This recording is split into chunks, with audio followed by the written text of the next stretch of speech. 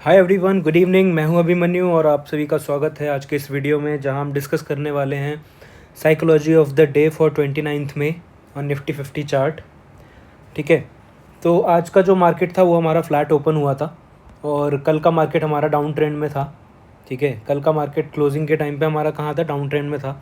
और इसके बाद मार्केट ने यहाँ पे फ्लैट ओपनिंग दी, यानी कि जिस प्राइस पे क्लोज़ किया था वहीं पे ओपन किया। तो पहली 5 मिनट की कैंडल में मार्केट ने ये कैंडल बनाई, तो मैंने इसका हाई और लो मार्क कर लिया। ये मेरा डे हाई था और इस 5 मिनट की कैंडल के बाद ये था मेरा डे लो। ठीक है, इन दोनों को मार्क करने के बाद मैंने किया वेट की मार्केट किस डायरेक्शन में ब्रेक करता है कन्फर्मेशन के लिए, क्योंकि कल का मार्केट का ट्रेंड क्या था, डाउनवर्ड्स था। तो मेरे को लगा कि मार्केट का आज भी ट्रेंड डाउनवर्ड्स रहेगा क्योंकि मार्केट फ्लैट ओपन हुआ था। ठीक है, तो मार्केट ने क्या किया, यहाँ पे डे हाई और डे लो लगाया फर्स्ट 5 मिनट की टाइम फ्रेम पे, और तीसरी ही कैंडल में मार्केट ने डे लो के नीचे एक हेल्दी क्लोजिंग दे दी। और जब मार्केट ने डे लो को ब्रेक किया तो यहाँ पे मार्केट ने एक फेयर वैल्यू गैप भी छोड़ दिया। ठीक है, ये रहा मेरा फेयर वैल्यू गैप। ठीक है, ये मेरा फेयर वैल्यू गैप था। ठीक है, इसको फिर मैं आगे 1 मिनट के टाइम फ्रेम पे रिफाइन करने के लिए कि मेरे को पता चल गया मार्केट का ट्रेंड क्या है। मार्केट का ट्रेंड है बियरिश, यानी कि सेल साइड। तो मैंने ये किया मार्क 5 मिनट के टाइम फ्रेम पे, उसके बाद में 1 मिनट के टाइम फ्रेम पे मैंने मार्क कर ली फेयर वैल्यू गैप। ये बन गया मेरा। ठीक है, इसको मैं लिख देता हूँ, ये था क्या मेरा फेयर वैल्यू गैप, यानी कि FVG। और इसके ऊपर वाली कैंडल बनी मेरी ऑर्डर ब्लॉक, यानी कि ये वाली कैंडल थी मेरी ऑर्डर ब्लॉक। ठीक है, ठीक है। अब फिर मैं यहाँ पे इनको मार्क करके बैठ गया कि कब मेरा यहाँ पे मार्केट कब दोबारा आएगा, और यहाँ से मेरे को अगर रिजेक्शन देगा तो मैं यहाँ पे ट्रेड में पार्टिसिपेट करूँगा। ठीक है, तो मार्केट ने यहाँ पे जब क्लोजिंग दी, यहाँ पे फेयर वैल्यू गैप बन गया, order block fair value gap मैंने मार्क करके रख लिया। फिर मार्केट यहाँ से धीरे धीरे ऊपर आया, और जब मार्केट इस वाले पॉइंट पे आया तो मार्केट ने इतनी बड़ी रिजेक्शन कैंडल बना दी। ठीक है, जब इतनी बड़ी रिजेक्शन कैंडल बन गई, यहाँ पे रिस्क टू रिवॉर्ड बन नहीं रहा था उतना, तो मैंने किया वेट कि मार्केट अगर यहाँ पे थोड़ा सा रेजिस्टेंस लेता है दोबारा से, मार्केट अगर यहाँ पे थोड़ा ऊपर जाता है, तो मैं यहाँ पे अपनी एक लॉन्ग शॉर्ट की एंट्री प्लान करूँगा। ठीक है, क्योंकि अगर मार्केट ने ऑलरेडी इतनी बड़ी कैंडल बना दी है तो ये तो मेरे को कंफर्म हो गया कि मार्केट यहाँ से जाने कहाँ चाहता है, सेल साइड जाना चाहता है।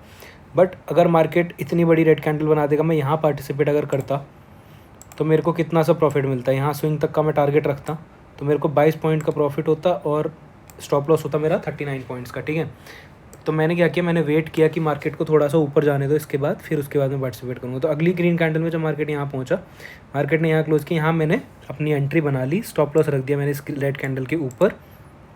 ठीक है, और टारगेट मैंने किया इस वाले डे लो को, यहाँ पे जो डे लो था हमारा, यहाँ ये डे लो यहाँ पे आ गया था हमारा, यहाँ तक मैंने किया टारगेट, और मेरे को ये 36 पॉइंट का इजी टारगेट मिल गया था 3 कैंडल में। ठीक है 3 से 4 कैंडल में मेरे को ये टारगेट मिल गया था। इसके बाद फिर हमारा डे लो आ गया था इस वाले पॉइंट पे, और फिर मैं आ गया दोबारा से 5 मिनट के टाइम फ्रेम पे। ठीक है, इसको मैंने कर दिया डिलीट। फिर मैं दोबारा से आ गया 5 मिनट के टाइम फ्रेम पे। ठीक है, दोबारा 5 मिनट के टाइम फ्रेम पे आने के बाद मैंने देखा कि ये हमारा डे हाई था, ये हमारा डे लो था, यहाँ पे हमको ये टारगेट मिल चुका था इस वाले पॉइंट तक। फिर मार्केट ने क्या किया, फिर मार्केट ने इसी जोन में घूमना शुरू कर दिया। मेरे को लगा कि मार्केट यहाँ पर अगर सेल साइड जाना होता तो मार्केट फिर यहाँ से नीचे जाता, बट मार्केट ने यहीं पे घूमना स्टार्ट कर दिया। मार्केट ने फिर इस वाले पॉइंट को नीचे ब्रेक ही नहीं किया, यानी कि ब्रेक ऑफ स्ट्रक्चर किया ही नहीं मार्केट ने इसके बाद काफ़ी टाइम तक, यानी कि मार्केट ने करीब करीब 12 बजे तक यहाँ पे इसके नीचे क्लोजिंग नहीं दी थी। ठीक है, फिर मार्केट ने यहाँ पे एक डे लो के नीचे क्लोजिंग दी। ठीक है, तो जब मार्केट ने ये वाली क्लोजिंग दी तो मार्केट ने बनाया ये वाला फेयर वैल्यू गैप। ठीक है, जब मार्केट ने यहाँ ब्रेक ऑफ स्ट्रक्चर किया तो ये मार्केट ने बनाया फेयर वैल्यू गैप, जो मैंने मार्क कर लिया था। ठीक है, इसको मैंने कर लिया 1 मिनट के टाइम फ्रेम पे जाके रिफाइन, बट ये कभी मार्केट टैप करने नहीं आया तो इसका कोई यूज़ हुआ नहीं। ठीक है, तो इसको मैं अभी एज इट इज़ रहने देता हूँ। ठीक है, फिर मार्केट ने जब ये वाली कैंडल बनाई तब मार्केट ने बनाया था हमारा एक फेयर वैल्यू गैप यहाँ पर। ठीक है, ये फेयर वैल्यू गैप मार्केट ने बनाया, इसको भी मैंने मार्क कर लिया FVG। अब मार्केट ने जब यहाँ डे लो को ब्रेक कर दिया तो फिर मैंने ये मार्क कर लिया, और इसके बाद मैं आ गया था 1 मिनट के टाइम फ्रेम पे। ठीक है, 1 मिनट के टाइम फ्रेम पे आने के बाद मैंने देखा ये फेयर वैल्यू गैप है। ठीक है, तो मैंने इसमें क्या किया, इसमें मैंने मार्क कर लिया था ये सबसे ऊपर वाला फेयर वैल्यू गैप हमारा बनता है ये, और सबसे नीचे वाला फेयर वैल्यू गैप बनता है हमारा ये। ठीक है, इसको मैं बाहर वाले को डिलीट कर देता हूँ। ठीक है, ये 2 फेयर वैल्यू गैप्स थे, तो मैंने बोला कि जहाँ से मेरे को रिजेक्शन मिलेगा मैं वहाँ से एंटर कर लूँगा। ठीक है, बट यहाँ फिर मैं वेट करने लग गया कब मार्केट यहाँ पे कोई रिजेक्शन कैंडल बनाएगा तो मैं पार्टिसिपेट करूँगा। बट अगर आप देखोगे तो मार्केट यहाँ पे घुसता चला गया इस वाले फेयर वैल्यू गैप में, और मार्केट ने कोई रिजेक्शन कैंडल बनाया ही नहीं, ठीक है। यहाँ भी जो कैंडल्स बनेंगे अगर आप इस वाले ऑर्डर ब्लॉक को कंसिडर करोगे, ठीक है, इस वाले ऑर्डर ब्लॉक को अगर आप कंसिडर करोगे तो यहाँ पे कोई भी रिजेक्शन कैंडल आपको नहीं दिखेगा, ठीक है। यहाँ पे अगर आप देखोगे तो सारी बियरिश एंड बुलिश कैंडल्स है, बट रिजेक्शन कैंडल के लिए हमारे पास एक बड़ी विक होनी चाहिए और नीचे क्लोजिंग होनी चाहिए हैमर कैंडल, या फिर एक हमारे पास बियरिश इंगल्फिंग होनी चाहिए। ना तो हमारे पास बियरिश इंगल्फिंग बनी और ना ही हमारे पास कोई हैमर कैंडल बनी जिसकी क्लोजिंग हमारे पास नीचे होती, ठीक है। तो इस वाले जोन से मार्केट घूमता रहा, बट मैंने यहाँ पे ट्रेड नहीं लिया, ठीक है। इस वाली एफवीजी में मार्केट कभी टैप ही नहीं किया, ठीक है। बट फिर भी मार्केट यहाँ से क्या हुआ, थोड़ी देर बाद यहाँ से मार्केट नीचे गिरना स्टार्ट हुआ, बट यहाँ पे मैंने कोई ट्रेड नहीं लिया था, तो यहाँ पे मैंने कुछ किया नहीं, ठीक है। फिर मैं आ गया दोबारा से 5 मिनट के टाइम फ्रेम पे, ठीक है। यहाँ से मार्केट गिरना स्टार्ट हुआ इस वाले पॉइंट से, ठीक है। अभी यहाँ पे आप देखोगे तो मार्केट जब यहाँ पे गिर रहा था तो मार्केट ने यहाँ मल्टीपल एफवीजीज बनाए, इसको मैं कर देता हूँ डिलीट। तो यहाँ पे मार्केट ने जब यहाँ पे ब्रेक ऑफ स्ट्रक्चर किया, फिर से यहाँ मार्केट ने क्या किया, बॉस किया, यानी कि ब्रेक ऑफ स्ट्रक्चर। जब मार्केट ने यहाँ पे बॉस किया तो मार्केट ने मल्टीपल फेयर वैल्यू गैप्स बनाए, एक मार्केट ने यहाँ पे बनाया, एक फेयर वैल्यू गैप मार्केट ने बनाया यहाँ पे, ये रहा छोटा सा, ठीक है। फिर एक फेयर वैल्यू गैप मार्केट ने यहाँ पे बनाया, ठीक है। और इसके बाद मार्केट ने एक फेयर वैल्यू गैप बनाया यहाँ पे, ठीक है। ये फेयर वैल्यू गैप्स मार्केट ने बनाए और एक फेयर वैल्यू गैप मार्केट ने बनाया यहाँ पे, ठीक है।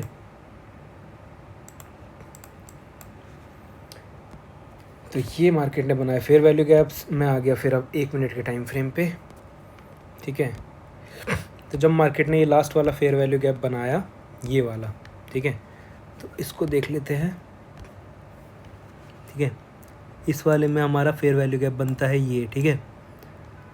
अच्छा हाँ, इस वाले फेयर वैल्यू गैप में 5 मिनट के अंदर, 1 मिनट के अंदर कोई फेयर वैल्यू गैप था ही नहीं, ठीक है। ये 5 मिनट के टाइम फ्रेम में फेयर वैल्यू गैप तो था, बट इसमें 1 मिनट के टाइम फ्रेम पे कोई फेयर वैल्यू गैप यहाँ पे था नहीं प्रेजेंट, तो ये वाला मैंने कर दिया था डिलीट। अब ये वाले जो जितने फेयर वैल्यू गैप्स हैं हमारी पूरी रैली में डाउन साइड की, इसमें मैं क्या करूँगा, या तो मैं इस फर्स्ट वाले को कंसिडर करूँगा या मैं इस लास्ट वाले को कंसिडर करूँगा। ये बीच वाले फेयर वैल्यू गैप्स को मैं कंसिडर नहीं करूँगा, तो ये मैंने कर दिया डिलीट, ठीक है। अब देखिए ये फर्स्ट वाला था, ये लास्ट वाला था, ठीक है। अब इस फर्स्ट वाले में फेयर वैल्यू गैप बनता है हमारा ये वाला, ठीक है। ये बना फेयर वैल्यू गैप, इसको मैं मार्क कर देता हूँ यहाँ पे एफवीजी, ठीक है। और इसके ऊपर वाला जो ये कैंडल है ये बना हमारा ऑर्डर ब्लॉक, ठीक है। इसको मैं कर देता हूँ ओबी, ठीक है। अब देखिए यहाँ पे मार्केट इस वाले पॉइंट तक तो गया नहीं, इस वाले फेयर वैल्यू गैप तक। इसमें फेयर वैल्यू गैप क्या बनेगा हमारा, ये कैंडल बनेगा हमारा फेयर वैल्यू गैप, ठीक है, एफवीजी, ठीक है। बट मार्केट यहाँ पे कभी टैप करने आया नहीं, ठीक है। अगर यहाँ से भी मार्केट टैप करने आता और रिजेक्शन मिलता तो मैं यहाँ से टारगेट के लिए यहाँ से प्लान करता, बट ये मेरा फर्स्ट फेयर वैल्यू गैप था। यहाँ पे मार्केट आया और यहाँ पे मार्केट जैसे ही आया, ये देखिए आप पहली कैंडल अगर आप देखोगे, ये वाली जो कैंडल अगर आप देखोगे तो इसमें देखिए मार्केट कितनी वेलोसिटी से इतने बड़े बड़े ग्रीन कैंडल्स बनाते हुए आ रहा था, और इस वाले जोन में आते ही मार्केट ने एक हमको रेजिस्टेंस वाली कैंडल बनाई जिसमें हमें ऊपर से विक भी दिख रही थी और नीचे क्लोज़ किया था, सेलिंग की कैंडल थी, ठीक है। तो यहाँ पे जैसे ही आया मार्केट में, मैंने यहाँ पे एक शॉर्ट एंट्री प्लान करी, ठीक है। शॉर्ट एंट्री प्लान करी, यहाँ पे मैंने रखा स्टॉप लॉस और यहाँ पे रखा था मैंने टारगेट, ठीक है। अब यहाँ पे क्या हुआ, मेरे से एक गलती हुई, ठीक है। गलती मेरे से यहाँ पे ये हुई कि मैं ट्रेड में पार्टिसिपेट किया हुआ था यहाँ पे, बट मार्केट बहुत स्लोली मार्केट नीचे जा रहा था, ठीक है।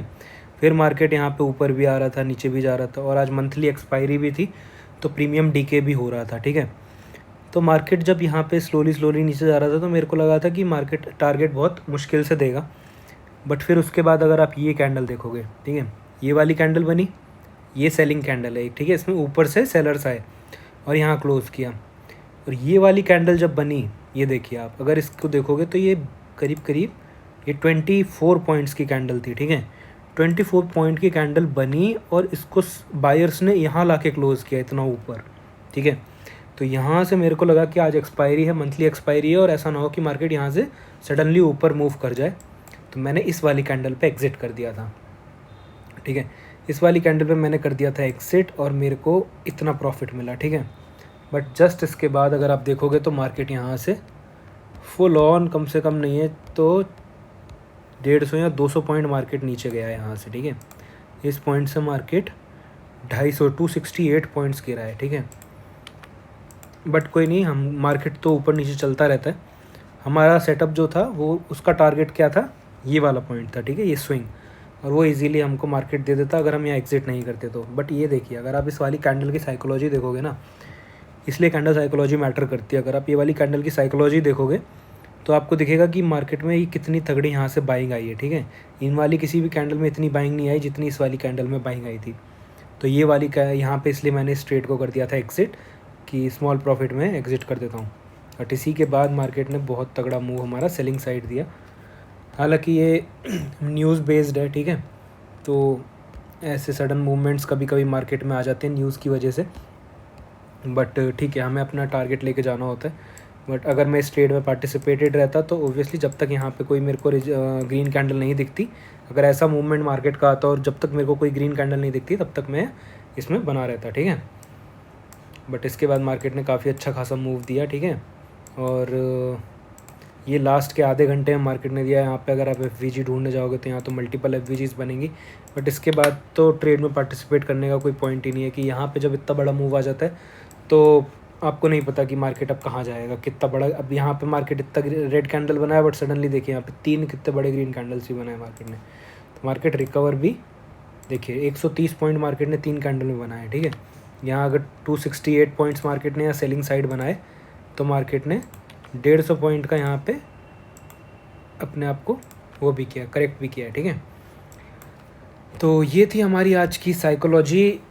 2 ट्रेड्स हमने लिए, दोनों में स्मॉल प्रॉफिट्स बुक किया, ठीक है।